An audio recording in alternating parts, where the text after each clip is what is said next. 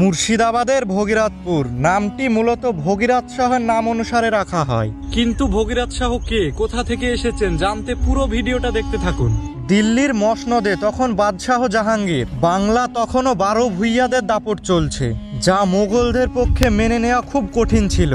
ফলে জাহাঙ্গীর তার বাল্যবন্ধু ইসলাম খানকে বাংলার সুবেদার করে পাঠান 12 ভূঁইয়াদের দমন করতে। সুবেদার ইসলাম খান প্রতাপাদিত্যের বিরুদ্ধে সেনাবাহিনী পাঠালেন। তখন বিহারের পাটনায় বসবাসকারী শাহ ব্যবসায়ীদের একটি দল প্রয়োজনীয় খাবার দ্রব্য নিয়ে সেনাবাহিনীকে অনুসরণ করতে করতে এগোচ্ছিল। শাহ ব্যবসায়ীদের নেতা ছিলেন ভগীরথ শাহ। মোগল বাহিনী পদ্মা ও ভৈরব নদীতে এলো। কি ছিল গন্তব্যে পৌঁছানো সবথেকে সুবিধাজনক পথ? ব্যবসায়ীদের দলটি ভৈরব নদ পার হওয়ার সময় একটি অতি মনোরম জনপদে এসে পৌঁছয় তাদের নৌকো। তারা জনপদটি দেখে এতই মুগ্ধ হন যে কিছু সংখ্যক মানুষ ওই জনপদে থেকে যান। পরে এই জনপদে স্থায়ীভাবে বসবাস করতে শুরু করেন ভগীরথ শাহর গোটা পরিবার।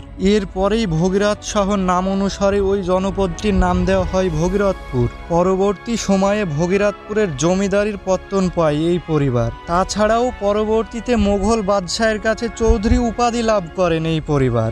আজ অবশ্য কিছুই নেই, পুরনো জমিদারি কয়েকটি বাড়ি ছাড়া।